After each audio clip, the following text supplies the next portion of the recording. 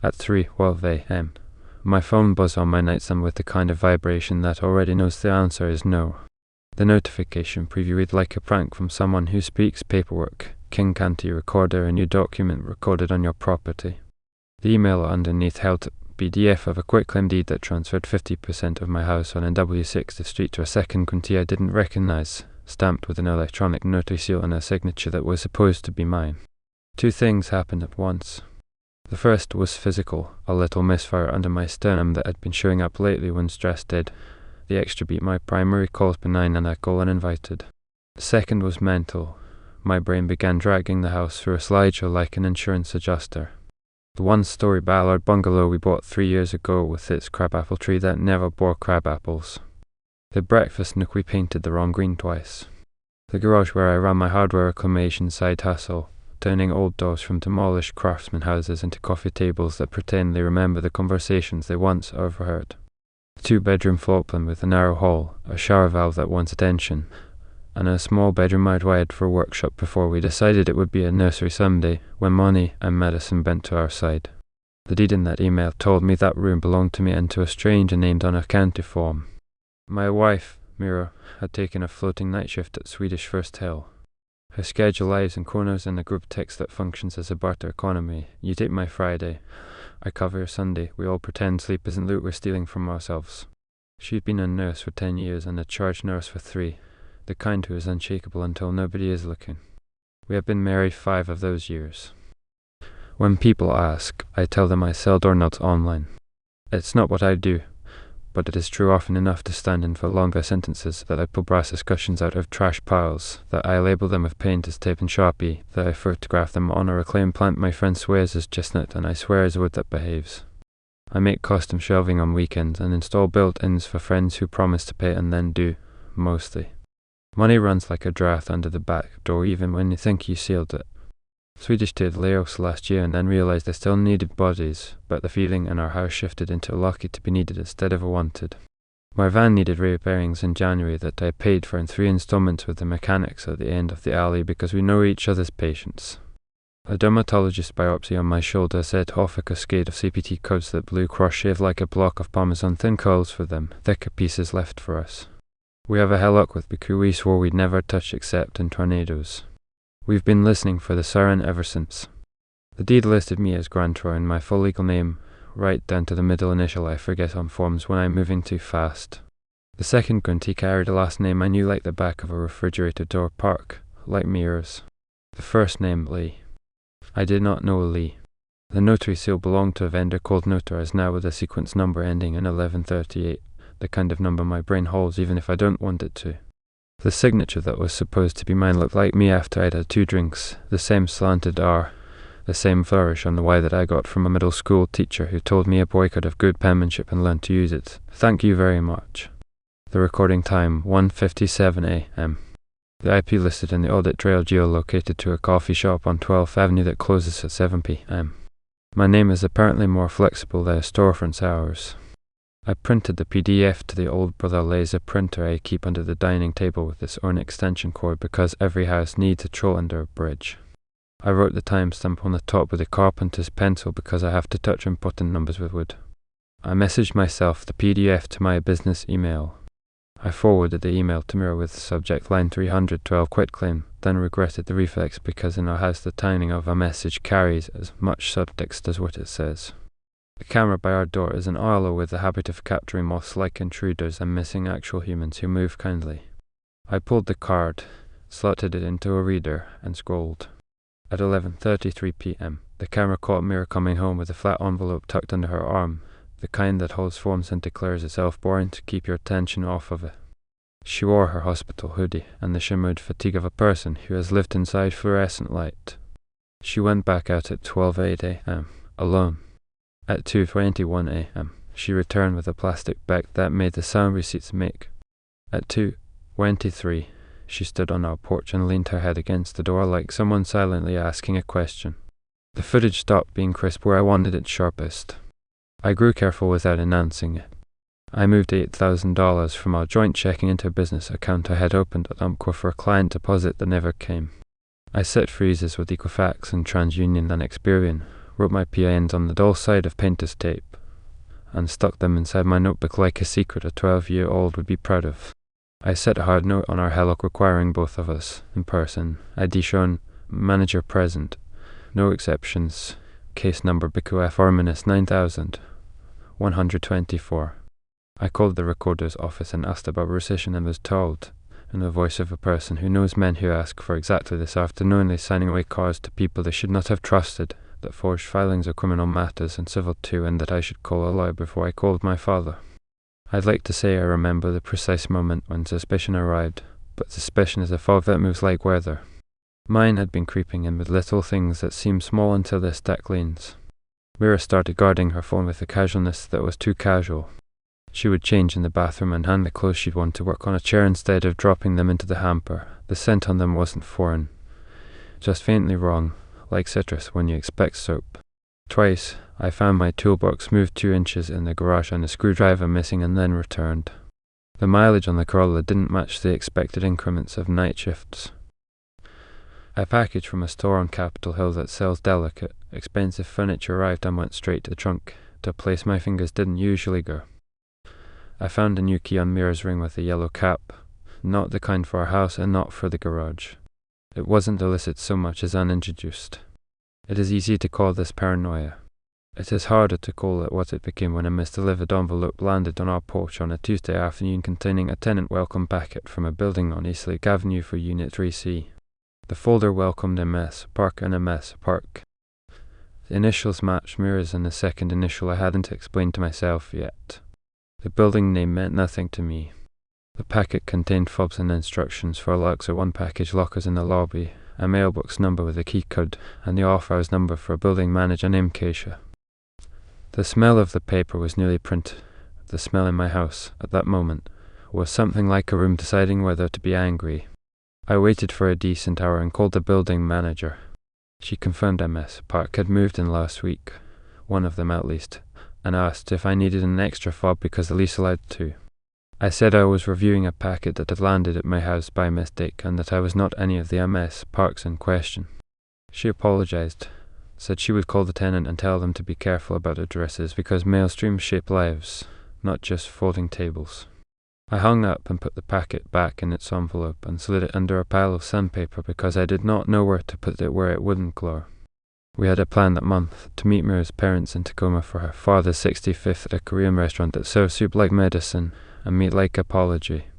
I brought a manila folder to a dinner table because I am not built to whisper once paper has spoken. After Banchan filled the table and the server began the ballet of heat and oil, I laid out the quitclaim deed. The audit trail from notarized now, a screenshot from the Arlo at 221, the lux of one packet meant for Unit 3C, and the note I had written with the Baku fraud case number. I kept my voice in the register of someone reading the manual to a shovel. Mira's mother looked at me the way only women who have spent decades fixing men's blunders and protecting their daughters can look, which is with layered fury and layered restraint. Mira's father asked me, politely, whether I was accusing his daughter of theft in front of a grill. Mira looked at the papers and then at the meat and then at me and did not make eye contact long enough for me to learn a thing. Her explanation at home afterward could have been written by a publicist, and I could have believed it if not for the accumulation of things with my signatures slant. She said the second MS Park was her cousin from Federal Way whose ex had a habit of using male and marriage and bronze-level strategies to dictate a woman's orbit. The Eastlake lease was a safe place for the cousin until the court date. My name had never entered it. The quitclaim deed was a mistake from an online notary software where she had previewed forms for a patient, she said, and maybe a test run had lodged in a queue. The key on her ring was for a med supply cabinet, not a romance. The citrus scent was the hospital switching cleaners after a failed audit. The mileage on the Corolla was a detour to avoid a construction feed on a -5. She loved me, she said, in the present progressive like a good student. I am a man capable of fixing a sticky sash and also a man aware that love makes bad data into okay narratives. I said I believed her intention. I said intent is not a solvent for paper. I wrote a letter because paper is who I am in a corner. It listed boundaries. I froze our joint views and notified our automatic payments with a checklist to Seattle City Light, sea, water, internet. I opened a separate checking at Baku in my name only and moved the emergency fund there. I wrote down every case number that had touched us in the past 24 hours and taped the list to the inside cover of my notebook. I put the quitclaim deed and the notarized now audit trail in a plastic sleeve because plastic can pretend to be a shield. The first independent witness came from a place I'd been looking directly at for years without seeing, our neighbour, Tom, who teaches 9th grade history and jogs early with headphones that make him look like he prefers other planets.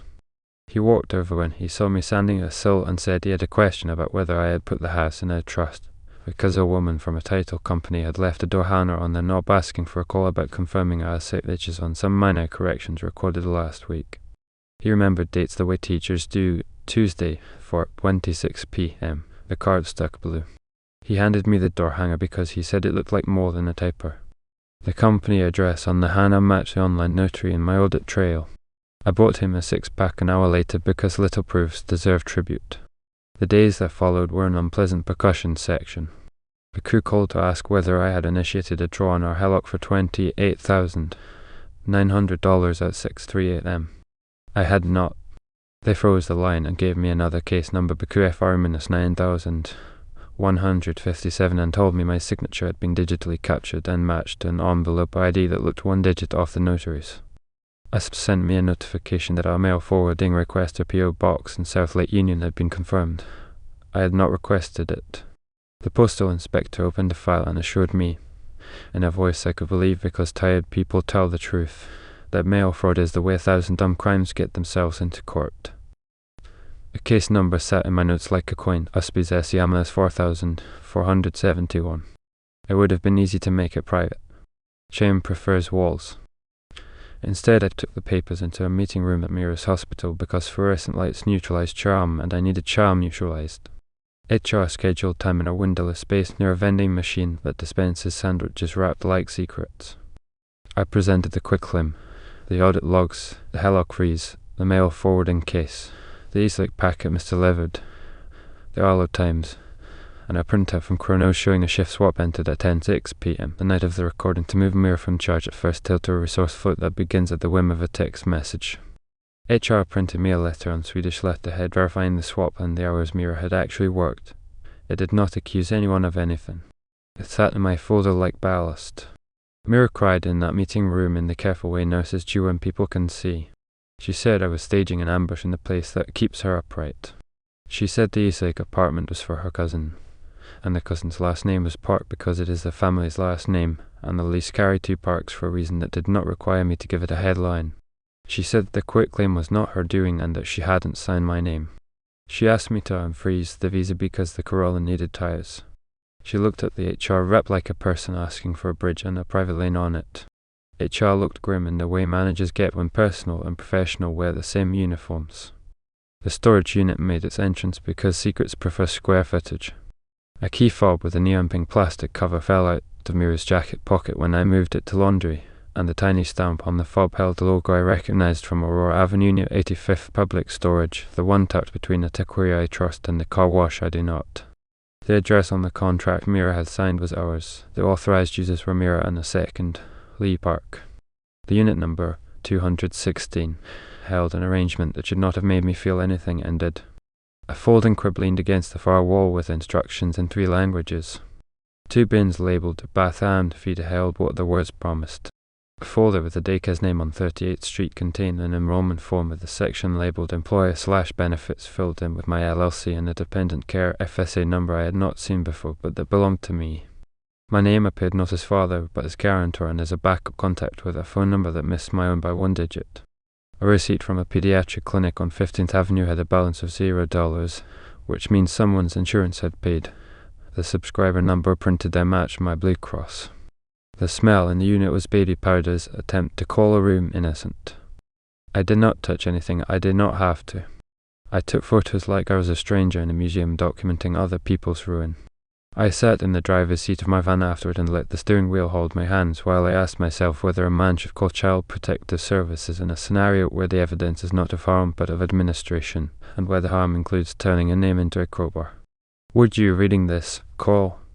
Or would you wait and push the brakes on your own life, documents frozen, accounts cordoned off, and trust that courts and time would move names back onto rightful lines?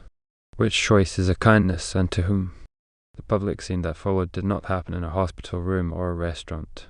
It happened in the Ballard Community Centre at the monthly neighbourhood council meeting, the kind where 10 people pretend they represent hundreds and say stakeholder in earnest. I went because a zoning change threatened one of the 2 grocery stores you can walk to from our house, and because I needed a venue where talking about recorded documents wouldn't feel like gossip. I gave my allotted 2 minutes for zoning and then used my second 2 minutes to ask whether anyone else had had a quitclaim recorded at night via an online vendor and a mail forwarding change confirmed in their name without consent. I held up the recorder's stamp, the audit trail showing the time, the case number for the mail investigation, a letter from HR verifying hours that did not align with the recording time, and the public storage contract with my address and 2 parks. People reacted the way community people do, with concern, with a suggestion to join a committee, with a promise to email an assistant city attorney who loves these. One of the board members, a compliance officer at a bank, leaned over afterward and whispered 2 words I could make out easily because she spoke like policy, title insurance. She told me to call out title companies for all the line. They had a stake in whether a forged deed stuck. The room was not a court, but it was a kind of witness. Title insurance turned out to be exactly the bureaucracy I needed. They opened a file and sent an investigator whose suit fit like a good decision. He pulled every recording on our parcel and found a correction deed filed an hour after the quitclaim, this one on signing the transfer by a clerical mistake, the kind of fix that requires an original error to exist. The signature on the correction looked like mine trying on someone else's shoes. He forwarded me the notary vendor's keystroke logs and told me that while courts are slow, timestamps remain arrogant. They do not stop being themselves when lawyers arrive. He placed a temporary cloud on our title that one could argue looks like fair if you squint, but in practice prevented any sale or encumbrance until a judge shook it off. His email ended with a sentence that did not comfort. You will want counsel. I hired counsel. The law firm on 3rd Avenue smelled like coffee and effort. The associate assigned us a reference number KCPR-22,810 that came a talisman in my pocket. He drafted a cease and desist to Mira regarding the use of my name and insurance for any child or dependent, and demanded immediate disclosure of any benefits or accounts in my name used by anyone other than me, with a list to be certified under penalty of perjury. He sent letters to Baku, the postal inspector, the notary vendor, and the daycare, instructing them to lock anything with my assessor until my signature could be reconstructed in a room with fluorescent lights and a court reporter. He calendared dates for a possible petition to quiet title because nothing has ever needed a better verb and a more romantic noun. He told me to sleep. I did not. Mira's explanation woven on itself. She insisted there was no child of hers involved, only a cousin caught in a wreckage born of a controlling ex and a broken system. She said she had set up the storage unit as a place to keep things safe because the cousin's ex knew the cousin's sister's address and had a phone number for her mother. She said the daycare enrollment was a placeholder. The cousin had not used it yet. She said she had not touched our HELOC and had not asked the ISPs to forward anything. She admitted to a lease with her cousin's name on it, said 2 parks were allowed, and told me she had never brought the cousin into our house, which might have been true if you define bring narrowly. I wanted to save our marriage like a guy who grew up watching men fix the wrong pipe because it felt like doing something. I also wanted to not become the kind of man whose name is equipment for a job he didn't take. I went to see a cardiologist about the extra beats because my chest insisted on inserting itself into legal matters. The Holter monitor taped to my sternumish like judgment for 24 hours. The results said benign. Stress, hydration, sleep. The words arrived like a glass of water handed to a man in a burning room. The last reveal I was not prepared for came during a Sunday morning when the neighbourhood around us pretended pancakes could fix zoning. I went to the Eastlake building because I was tired of phantoms. I stopped at the Luxor One Locus with the misdelivered packet and typed in the code from the letter because I am not who I wish I was when a code asks to be typed. A locker popped open and held a box addressed to Lee Park, care of Unit 3C. Inside, a folded letter from a family law attorney and to come acknowledging receipt of proof of support for 2 minors. The letter listed my name as financial guarantor and backup contact with a line for alternate guardian pending emergency. The word guardian aside, my name made me dizzy. The letter carried an ink stamp with a case number that my attorney recognized when I sent it along. The case lived where Mira's cousin lives. My name had been used as a temporary bridge in a custody dispute I had not been asked to walk into. I did not bring that letter to the community centre. I brought it to my kitchen counter and read it twice and then put it in a sleeve next to the quitclaim. I made a list of facts that could sit in a straight line without wanting to tilt. Someone used my signature to record a deed in the middle of the night. Someone tried to draw on our HELOC before sunrise. Someone placed a mail forwarding order. Someone opened a storage unit in our names and put in it things for a child. Someone enrolled a child at daycare and listed me as guarantor. Someone added a second apartment to my wife's orbit with a last name that matches hers. If you stack those facts and tell yourself a loving story about cousins and safety and the state's monstrous systems requiring a man's name to move a form forward, you still end up with forms that expose me to criminal and civil risk without my consent. Would you see that and forgive in advance because the harm was meant to shield children? Or would you call a detective and ask their work to make you the villain for lighting up a path someone thought was only temporarily illegal? I made the answer practical. I filed a police report because banks and title companies liked numbers. The detective's card smelled like microwave coffee and patience. I asked my lawyer to draft an affidavit I could carry that stated clearly I had not authorized any guardianships or dependents or quitclaims and that I was pursuing remedial action. I wrote Mira a letter, again on paper, because the screen invites bad habits. I told her we would share a house but not finances until a judge stamped something that gave me my life back without question marks. I wrote that if any child existed whose paperwork included me, I would appear for a DNA test, court admissible, and that she could set up any appointment she chose. I would not guess. We separated without moving out for 2 months, the kind of roommates who nod at appliances and schedule the washer in a shared Google Doc like civilized people whose bones are tired. She began sleeping more nights with her cousin at Eastlake, plants materializing on a balcony I could see from the sidewalk if I pretended to be a man who likes to walk in circles. Our neighbours learned in bits from our silences because people fill their empty bowls with other people's soup. I found mercies in small places. The mechanic in the alley waved me in when my van made a sound like disappointment and refused to charge me for air in my tyres. The man who runs the hardware store on Market gave me a box of screws someone mistakenly ordered and charged me like I was family. My mother texted me photos of her backyard in Edmonds and asked me to identify the birds. I told her the robins would always come back. And then I believed myself for 20 minutes. I did the Green Lake Loop twice a week and wished I could jog without my body thinking it would be a problem. I walked instead and watched people hand their names to coffee baristas like it was safe. The aftermath is not clean. The recorder invalidated the quitclaim after a notarized affidavit and a hearing where the judge looked over her glasses at me and the investigator and asked me to state my name for the record like she knew the value of that ritual for a man like me. Baku removed the attempted drawer and locked a line tighter than a subcontractor's lips. Vasps closed the mail forwarding and flagged our address. The daycare updated the file to remove my name and replaced it with an aunt whose penmanship looks like mine did when I cared more. The family court in Tacoma moved on without me after we sent a letter through my lawyer withdrawing any support or consent that had used my name. The letter noted that any future documents signed by me would be signed where I could smell the paper. Mira and I are still married in the way people hide behind informs. We are not married in the way kitchens feel when nobody cooks. She says that in her head she was helping a woman not be broken by a man in a way that the system makes too easy. She says she had anchored the paperwork with my name because the system treats certain male names like universal little keys, and she had intended to replace mine with another after the emergency passed. She said that somewhere along the way, good intention mutated into bad execution, and then bad execution mutated into my anger and then into this. She asks if I can forgive an imperfect rescue. I ask if she can forgive a refusal to be drafted. We look at each other with the kind of love you feel toward the person who was your person, even when you pick different doors. We live like a split house now. I moved the workshop into a rented bay near the ship canal and pay a guy named Armin cash for the corner near the fluorescent light that hums like a nervous throat. I keep doing the doors and the shelves and the little jobs that keep your hands too busy to scroll. Mira sleeps some nights at Eastlake and says the cousin's children think the balcony is the edge of the world. Sometimes she sleeps in our house and leaves a note on the counter that just says, in block letters, shift ended lover M. The Arlo records moths like thieves. The crabapple tree still refuses to bear crabapples. Winters here pretend they are soft, but the rain makes its own argument. On nights when I wake up at 12 a.m. for no reason, I look at the ceiling and wait the way you wait for a sound that used to terrify you and now just means you live near an alley.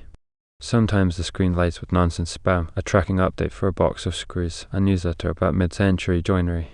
Sometimes nothing happens and I fall back asleep with a chest that minds its rhythm. Sometimes, rarely now, The screen lights with the kind of official subject line that sounds like thunder. When it does, I sit up. I read the paper. I put my palm flat over the sternum edge and drink water from the glass on my nightstand and feel like the luckiest and saddest man in Ballard because I still own my name and it owns me. If this were a story on the internet written to harvest replies, this is where I would ask you, a stranger, whether I should have demanded to be on a DNA test list for a child who probably needed quite a name than mine. Whether you would have taken your folder to a barbecue or kept it where families prefer truth to behave. Whether you would have accepted a noble explanation and tried to forget the smell of baby powder in a storage unit on Aurora. The truth is that I do not know if mercy looks like restraint or like action. I only know that paper is a kind of weather, and I need to live indoors. The image that returns to me when I send a board by hand is the recorder's stamp in the top corner of a PDF, a black rectangle that makes something official by touching it. I think of the online notary's audit trail with its tiny typing, how the keystrokes claim to know a person by how they answer questions only they should have known. I think of my own Slantadar on the forged deed and how uncanny it is to see your hand imitated by someone who doesn't own it. I think of the crabapple tree that refuses to perform for me and wonder what else in my life refused to be useful until I insisted. On Sundays, when Ballard Avenue is a market, and dogs wearing sweaters think they invented joy, I stand by a booth selling lilies and look at the houseplants and feel like a man looking through glass at his own life. Some days I think the version of me who stayed quiet would have kept a marriage. Other days, that man seems like a stranger who would have lived at the bottom of a stack of forms that used his name because he would not claim it. The Arlo whirs, the alley grumbles, and somewhere a stamp hits a page, very softly, with the weight of a life.